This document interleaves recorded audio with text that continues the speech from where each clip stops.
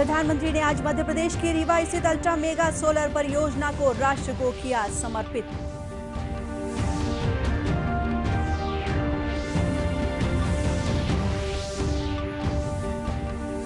देश में corona recovery rate 62.42%। प्रदेश में कोरोना के 146 नए संक्रमित मिले।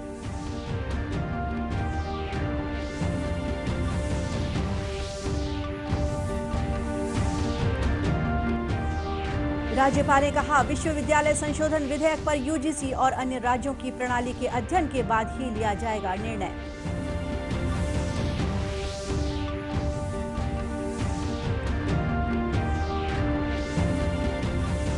और मुख्यमंत्री ने हरेली से प्रदेश में गोधन न्याय योजना शुरू करने के संकल्प को दोहराया। कहा, पशुधन संवर्धन के साथ पर्यावरण संरक्षण में भी मिलेगी मदद।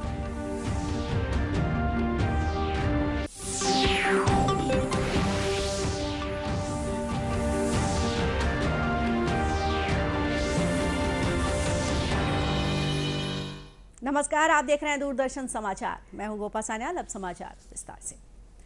प्रधानमंत्री नरेंद्र मोदी ने आज मध्य प्रदेश के रीवा जिले में स्थित विश्व की बड़ी सौर परियोजनाओं में शामिल रीवा अल्ट्रा मेगा सोलर परियोजना को राष्ट्र को समर्पित किया।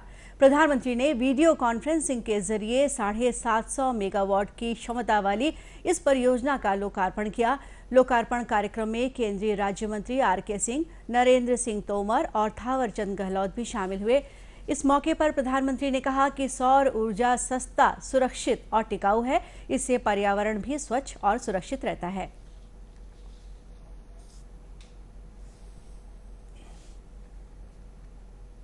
साथियों, सौर ऊर्जा आज की नहीं बल्कि 21वीं सदी की ऊर्जा जरूरतों का एक बड़ा माध्यम होने वाला है, क्योंकि सौर ऊर्जा श्योर है, प्योर है और सिक्योर है। श्योर इसलिए क्योंकि ऊर्जा के बिजली के दूसरे स्रोत खत्म हो सकते हैं, लेकिन सूर्य सदा सर्वदा पूरे विश्व में हमेशा ही चमकता रहेगा। प्योर इसलिए क्योंकि ये पर्यावरण को प्रदूषित करने के बजाय उसको सुरक्षित रखने के में मदद करता है। और जैसे श्योर है, प्योर है, सिक्योर इसलिए क्योंकि आत्मनिर्भरता का एक बहुत बड़ा प्रतीक है, बहुत बड़ी प्रेरणा है। ये हमारी ऊर्जा जरूरतों को भी सुरक्षित करता है। प्रधानमंत्री ने कहा कि आत्मनिर्भर भारत के लिए बिजली के क्षेत्र में सौर ऊर्जा का उपयोग महत्वपूर्ण साबित होगा। उन्होंने कहा कि विकास और पर्यावरण एक दूसरे के पूरक हैं। भारत के लिए बिजली की आत्मनिर्भरता बहुत आवश्यक है। इसमें सौर ऊर्जा एक बहुत बड़ी भूमिका निभाने वाली है और हमारे प्रयास भारत की इसी ताकत को विस्तार देने के हैं। साथियों, जब हम आत्मनिर्भरता की बात करते हैं, प्रगति की बात करते हैं, तो इकोनॉमी उसका एक अहम पक्ष होता है। पूरी दुनिया के नीति निर्माता बरसों से दुविधा में है कि इकोनॉमी की सोचे या एनवायरनमेंट की सोचे। इसी ऊहापोह में फैसले कहीं एक पक्ष में लिए जाते हैं और कहीं दूसरे पक्ष में लिए जाते हैं। लेकिन भारत ने ये दिखाया है कि ये दोनों एक दूसरे के विरोधी नहीं है, बल्कि एक दूसरे के सहयोगी हैं। गौरतलब है कि यह परियोजना इसलिए भी महत्वपूर्ण है क्योंकि इसमें प्रति यूनिट की क्रय दर 2.97 है, जो अब तक की न्यूनतम दर है। देश में अब तक 4,95,513 कोरोना संक्रमित मरीज उपचार के बाद स्वस्थ हो चुके हैं। पिछले 24 घंटों में इस वायरस से 19,135 रोगी ठीक हुए हैं। देश में कोरोना से स्वस्थ होने की दर 62.42% हो गई है। भारतीय आयुर्विज्ञान अनुसंधान संस्थान परिषद ICMR के अधिकारी ने बताया कि पिछले 24 घंटों में देश के विभिन्न प्रयोगशालाओं में 2,83,659 नमूनों की जांच की गई है, जो अब तक की सबसे अधिक है। इस बीच राज्य में 1,96,150 नमूनों की जांच की गई है, जिसमें से 3,679 कोरोना संक्रमितों की पहचान की गई है। इनमें से अब तक 2,003 मरीज स्वस्थ हो चुके हैं, वहीं 761 मरीजों का इलाज जारी है। बीते 24 घंटों के दौरान प्रदेश में 146 नए कोरोना संक्रमितों की पहचान की गई है। इनमें सबसे ज्यादा रायपुर से 56 संक्रमित मिले हैं, वहीं नारायणपुर से 38, बीजापुर से 13, कोरबा से 9 और सरगुजा से 6 मरीजों की पहचान की गई है। इसके अलावा बलरामपुर, बिलासपुर, जांजगीर चांपा, दंतेवाड़ा, कांकेर, बेमेतरा, दुर्ग, राजनांदगांव, कवर्धा, सूरजपुर और जशपुर में भी कोरोना संक्रमित पाए गए हैं। कोरोना संक्रमण के बढ़ते मामलों को देखते हुए जांच केंद्रों की संख्या बढ़ाई जा रही है। मुख्य चिकित्सा एवं स्वास्थ्य अधिकारी रायपुर डॉक्टर मीरा बघेल ने बताया कि एम्स और अंबेडकर अस्पताल के अलावा पंडरी, कालीबाड़ी, बिरगांव और अन्य जगहों पर कोरोना जांच की व्यवस्था की गई है।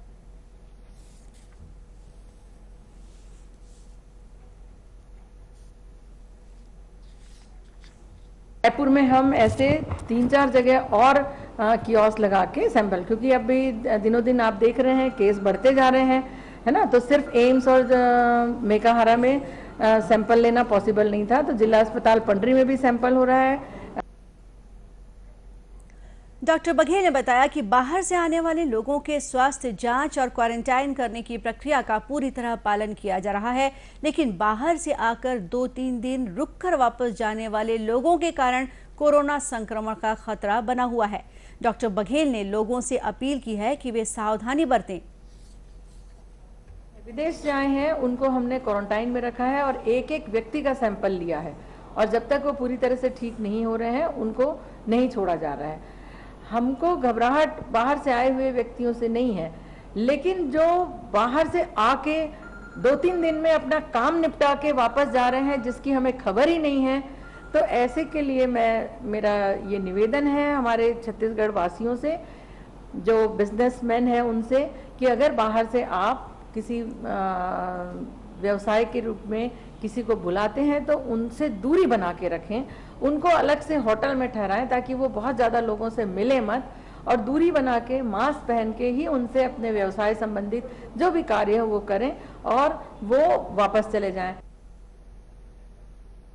राज्यपाल अनुसुईया उइके ने कहा है कि विश्वविद्यालय संशोधन विधेयक पर विश्वविद्यालय अनुदान आयोग के साथ ही अन्य राज्यों की प्रणाली का अध्ययन करने और विशेषज्ञों से सलाह लेने के बाद ही निर्णय लिया जाएगा। राजभवन में प्रदेश के मंत्रियों से मुलाकात के दौरान लंबित विधेयकों के साथ ही छत्तीसगढ़ से जुड़े विकास के मुद्दों पर चर्चा की गई। राज्यपाल ने कहा कि प्रदेश में उच्च शिक्षा की गुणवत्ता को बनाए रखना ही हम सबका उद्देश्य है। सुश्री उइके ने मंत्रियों से कहा कि 5वीं अनुसूची क्षेत्रों में जिन ग्राम पंचायतों को नगर पंचायतों में बदला गया है, उससे जनजातियों के अधिकारों का हनन हो रहा है। उन्होंने कहा कि इसमें परिवर्तन की जरूरत है। राज्यपाल से कृषि मंत्री रविंद्र चौबे, वन मंत्री मोहम्मद अकबर, नगरीय प्रशासन मंत्री शिव कुमार डहरिया और उच्च शिक्षा मंत्री उमेश पटेल ने मुलाकात की। मुख्यमंत्री भूपेश बघेल ने गोधन के संरक्षण और संवर्धन को बढ़ावा देने के लिए प्रकृति के पर्व हरेली से प्रदेश में गोधन न्याय योजना शुरू करने के अपने संकल्प को दोहराया है। मुख्यमंत्री बघेल ने अपने निवास कार्यालय में सर्व समाज के प्रतिनिधि मंडल से मुलाकात करते हुए कहा कि राज्य में गौठान निर्माण को गति देते हुए हर गांव में गौठान निर्माण किया जाएगा। उन्होंने कहा कि गोधन न्याय योजना के तहत किसानों और पशुपालकों से निर्धारित दर पर गोबर की खरीदी की जाएगी। इससे गोधन का संवर्धन होगा और वर्मी कंपोस्ट के उत्पादन को बढ़ावा मिलेगा। साथ ही पशुओं के खुले में चराई पर रोक लगेगी, जिससे किसान उतेरा की फसल का उत्पादन आसानी से कर सकेंगे। मुख्यमंत्री ने कहा कि योजना से पशुपालन के प्रति आकर्षण बढ़ेगा, जिससे सड़कों पर घूमने वाले पशुओं की संख्या में कमी आएगी। पुलिस महानिरीक्षक डीएम अवस्थी ने कहा है कि पुलिस त्वरित कार्रवाई में जुट जाए तो अपराधों की गुत्थी सुलझाई जा सकती है। इससे जनता में पुलिस के प्रति विश्वास भी बढ़ता है। रायगढ़ में वाहन से नकदी लूट और हत्या तथा बलौदा बाजार में डकैती की घटना को 24 घंटों के अंदर सुलझाने के लिए पुलिस कर्मियों का डीजीपी ने सम्मान किया। रायगढ़ में आयोजित इस सम्मान समारोह में श्री अवस्थी ने कहा कि जब पुलिस की पूरी टीम किसी मामले को सुलझाने में जुटती है तो सफलता तुरंत मिलती है। इस समारोह में डीजीपी ने 45 पुलिस अधिकारियों और कर्मचारियों को सम्मानित किया। विभिन्न तरह की हिंसा के शिकार और मानसिक रूप से अस्वस्थ महिलाओं की मदद करने में सखी सेंटर महत्वपूर्ण भूमिका निभा रहा है। इन महिलाओं को चिकित्सा, कानूनी सलाह और सहायता तथा आश्रय की व्यवस्था भी सखी वन स्टॉप सेंटर उपलब्ध कराता है। दुर्ग स्थित सखी सेंटर में भी इस तरह की महिलाओं की हर संभव मदद की जा रही है। यहां आने वाली महिलाओं को न्याय दिलाने के लिए काउंसलिंग की मदद भी ली जाती है। साथ ही मानसिक रूप से अस्वस्थ महिला का उपचार कराकर उन्हें उनके परिवारों तक पहुंचाया जाता है। दुर्ग सखी वन स्टॉप सेंटर की प्रशासक असंती साहू ने बताया कि 3 साल पहले शुरू हुए इस सेंटर में शासकीय नियमानुसार महिलाओं को सहायता दी जाती है। यह सेंटर पीड़ित महिलाओं की समस्याओं को सहेली की तरह सुनता है और समाधान करता है। हमारे पास जो भी महिलाएं आती है, हम उनको एक सहेली की तरह बात करते हुए उनकी समस्याओं को सुनते हैं। उनकी जो भी समस्याएं रहती है हमको जो सुविधाएं देनी है जो भारत सरकार के गाइडलाइन के अनुसार में है, जैसे कि परामर्श सहायता है, आश्रय सहायता है, चिकित्सा सहायता है, विधिक सहायता है, ये सभी सहायता हम उनको देते हैं जो उनको सबसे ज़्यादा जरूरी होती है। वैसे देख करके इनको ये सहायताएं प्रदान करते हैं। असंती साहू ने बताया कि सेंटर में घरेलू हिंसा से पीड़ित महिलाएं काफी संख्या में आती हैं। हमारे पास जैसे कि घरेलू हिंसा के सबसे ज्यादा केसेस हैं। यहाँ पर घरेलू हिंसा के केसेस पे हम काउंसलिंग करते हैं। जो महिलाएं सुलह नहीं हो पाता है काउंसलिंग से, उनको DIR भर करके हम कोर्ट में भी प्रस्तुत करते हैं। हमारे यहाँ से ये सुविधा मिलती है। और जैसे कि भटकी हुई महिलाएं यदि आ रही है दूसरे राज्यों से, अन्य विदेशों से भी यहाँ पर महिलाएं भटकी हुई मिली है, इसमें से कम 50 महिलाओं को हम उनके राज्य तक, उनके घर तक छोड़े हैं।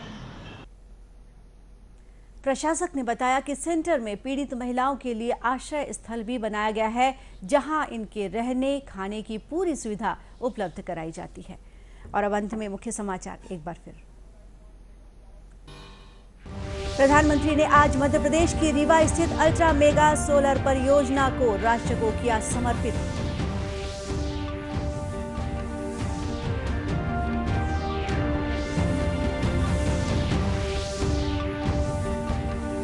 देश में कोरोना रिकवरी रेट 62.42%। प्रदेश में कोरोना के 146 नए संक्रमित मिले।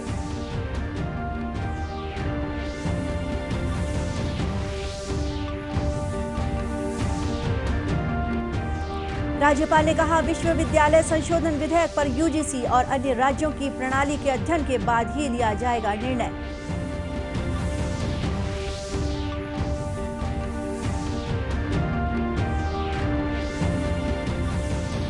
और मुख्यमंत्री ने हरेली से प्रदेश में गोधन न्याय योजना शुरू करने के संकल्प को दोहराया। कहा, पशुधन संवर्धन के साथ पर्यावरण संरक्षण में भी मिलेगी मदद। और इसी के साथ ये समाचार बुलेटिन ही समाप्त हुआ। नमस्कार।